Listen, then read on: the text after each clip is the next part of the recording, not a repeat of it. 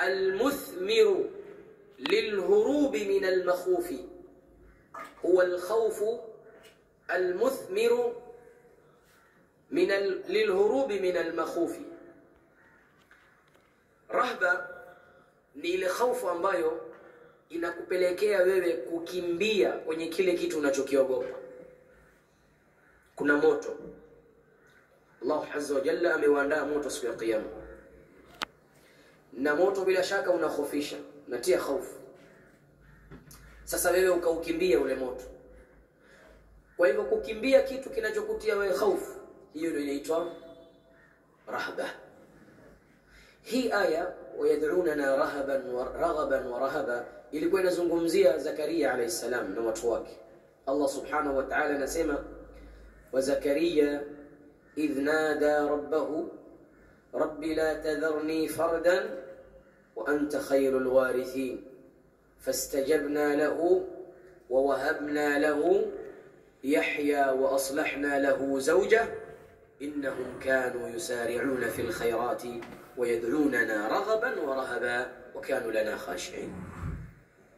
Wa Zakaria, Nabii Allah Zakaria idh nada rabbahu, alipomlingania Mola wake, rabbi la tadharni farda, ewe Mola usiniache mimi peke yangu. Baada ya kukata tamaa, ufikwa na uzee hajapata mtoto, la tadharni fardan, usiniache peke yangu, naomba ya Rabbi uniruzuku na mimi mtoto atakayenirithi. Wa anta khairul warithin, na wewe ndiye mbora wa mawarithi. Allah anasema fastajabna lahu, tukaitikia dua yake. Wa wahabna lahu Yahya, tukampatia zawadi Yahya. Wa aslahna lahu zawjah, tukamsilihisha mke wake. Mke wake alisilihishwa vipi? Kuna kauli tatu. Mke wa Yahya alisilihishwa, kuna kauli tatu. Kauli ya kwanza walikuwa wanasema baadhi mufassirin ni kwamba huyu mke wake alikuwa ni tasa, kana aqiman hazai. Fa aslahna lahu zawjan bimaana asbaha alana talit, akawa yuwazaa. Sasa unaona miujiza ya dua inajalia mustahil ikawa mumkin. Mtu ni tasa kimaumbile, mtu hazai huyu, lakini Allah Azza wa Jalla yaf'alu ma yasha. Aslahna lahu zawja ni kwamba mke wake alikuwa hazai, Allah akamsuluhisha kwa kwamba yuwazaa. Pili ni kwamba wanasema ahlul ilm mufassirun ni kwamba sura zake zilikuwa mbovu, Allah akamtengeneza sura zake akawa mzuri. Tatu wanasema aslahna lahu zawja kana salita lisan, alikuwa ulimi wake ni mrefu. Ni nini maana ulimi mrefu? Alikuwa ni mtu wa kutukana sana, haimuheshimu mume wake. Allah akamsulihishia mke wake.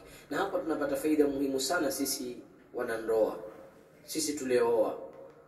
Ukiona tabia yoyote kwa mke wako ambayo hairidhishi, usiwe ni mwenye kumwapiza, si mwenye kumtukana, si mwenye kumpiga. Hadha ma yufidu shay'a. Huwezi mtengeneza mke wako kwa kumpiga kabisa, huwezi. Hadha yaziduhu tughyanan, wamzidisha kuwa na kiburi. Dawa yake ni kumwombea. Kadhalika mtoto wako, addu'a faqat. Huyu tuseme alikuwa na ulimi mbaya, lakini dua ili. Sasa wewe wamuona mke wako na tabia mbovu, mtoto wako na tabia mbovu, kisha umwapiza, wataka awe na tabia gani tena? Azidi, si ndio? Kwa hivyo tusiwe ni wapesi kuwapiza, kithirisha kumwomba dua na kuwa na subra na mke wako. Nabii Allah Nuh alayhi salam alisubiri na mke wake, na Allah ametaja mfano mke wa Nabii Nuh katika nini? Daraballahu mathalan lilladhina kafaru. Ni mtihani, Allah anawatahini watu. Huweza ukawa mume ni mtu mwema, lakini Allah akakupa mtihani wa mke mwovu. Isbir ala hada, akthir min ad-du'a. Bwana Nuh alayhi salam hakuacha mke wake, bali nikupata talaka.